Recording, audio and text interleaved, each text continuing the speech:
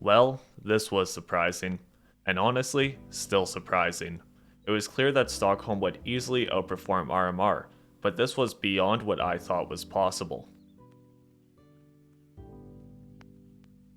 To understand how Stockholm 2021 succeeded, we need to look at the failure of RMR real quick. RMR was how Valve made up for the lack of majors in 2020. RMR 2020 introduced a lower price for team capsules, gold team stickers, and only team stickers. No autographs this time around, which definitely played into its downfall. When looking at the investment potential of an item, quantity is one of your biggest concerns. An item available for months, at a lower price, and only 3 real options to purchase. That was absolutely brutal in hindsight. But that's hindsight. At the moment, these new gold stickers were a revelation, and easy profit was just over the horizon. Well, it was, before prices crashed, and to this day, capsules are cheaper than what they were during the sale. With millions upon millions of capsules purchased, thousands of people losing big is a very important factor. My RMR storage units are called RMR garbage, because that's exactly what they are. CSGO major items usually follow a loose trend of good investment to bad investment. If people make a ton of money on the previous major items, there's a ton of hype, and people who sold their items have more money to reinvest when the next major comes. Well, if you didn't sell your RMR items during the last summer hype, you almost had nothing to sell for Stockholm. That played a bigger part than I thought it would considering the circumstances. We finally got borderless stickers. It's time to go crazy, right? Well, it's hard to go crazy when you're following one of the biggest failures we have ever seen. It's not just that RMR put a bad taste in people's mouth. The money locked up in RMR has remained locked for some that want to hold until profit. And that's how we get to today. Stockholm 2021 stickers and badges drop. Massive hype, borderless stickers, actual team patches, gold stickers are making a return. The holos look nice, but RMR pricing was used. We have entered a new era of major items, and our only reference is the RMR failure. All of the positives, but that one negative is hard to ignore. When Stockholm 2021 items were available, I considered it a gamble. A high supply item with very high demand that could give good gains as a long-term hold, but will be stagnant throughout the course of 2022. Well, I was absolutely wrong with that prediction so far. The catch is that Stockholm 2021 items weren't high supply. Particularly, we need to focus on the Contenders capsule. My mistake was expecting high supply, which is why I went Legends.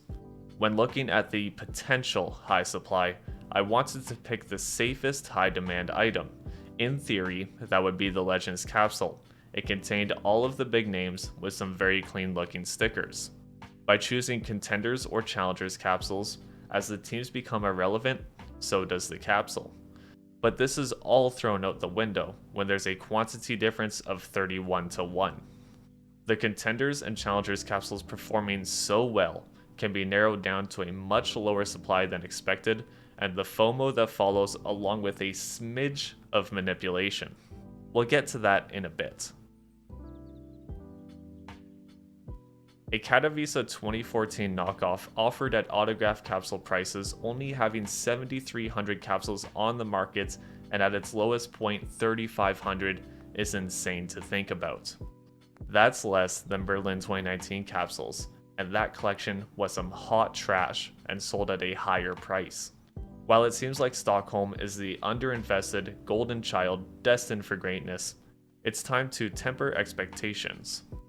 The first knock is the Turkish lira.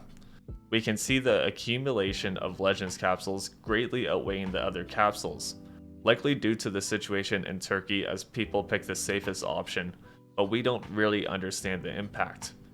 It's very possible the people that took advantage of this situation also bought thousands of the other capsules as well. At this point in time, we don't know.